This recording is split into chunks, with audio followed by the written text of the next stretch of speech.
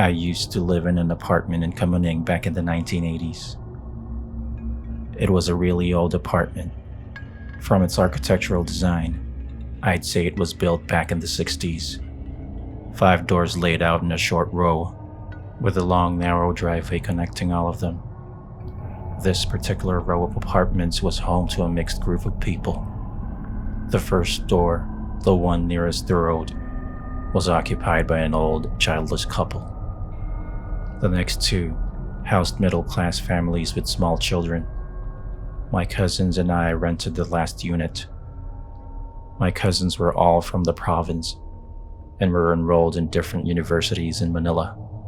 I, on the other hand, was attending a university 1 short bus ride away. The unit, as could be expected, was a beehive of activity during the day, with us and our classmates having the run of the place, with only a maid to look after the mess that inevitably got left in our wake. In the daytime, the shrieks and screams of children while playing their silly games often pierced the air. But at night, the compound turns into a totally different place. A strange stillness descends on the apartment, enveloping the whole area. With the kids safely tucked in their beds, and with us college kids ready to call it a night, the row of apartments suddenly becomes somber and dark. It was during one of these nights that my cousin and I found ourselves unable to sleep. Tossing and turning in my bed, I just couldn't shake the strange feeling that someone or something was watching us from somewhere nearby. I glanced at my cousin and saw, with the very little light coming from the full moon, that she had pulled her blanket over her head. Geez, I thought, I might just as well.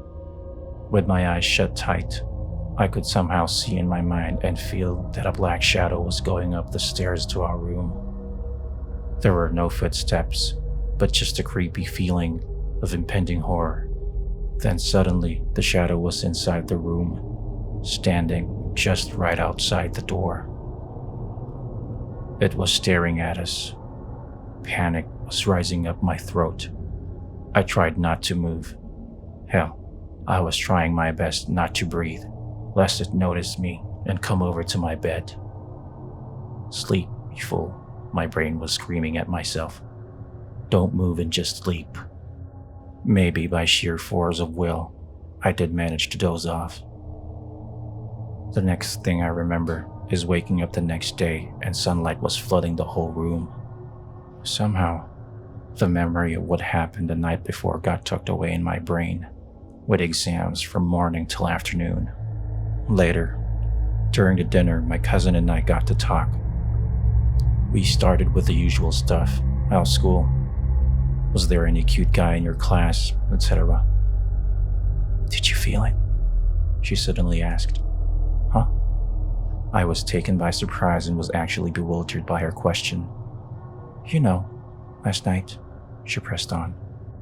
There was something, I don't know what it was. She was dead serious by this time.